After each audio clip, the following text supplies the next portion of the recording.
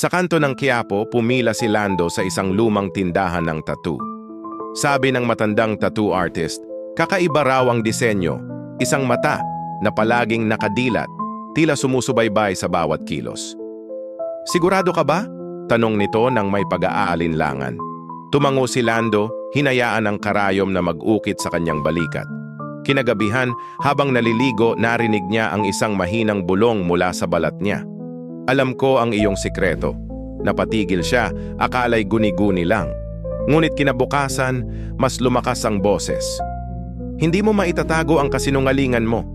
Napansin niyang unti-unting kumukupas ang mga litrato niya sa bahay, parang nawawala sa alaala ng lahat. Sa trabaho, hindi na siya kinikilala ng mga kaibigan. Kahit ang sariling ina, hindi siya pinansin. Wala ka na. Bulong ng Marka. Ramdam niya ang malamig na hangin sa kanyang leeg. Nagmadali siyang bumalik sa tattoo shop, ngunit sarado na, parang hindi kailanman nag-exist.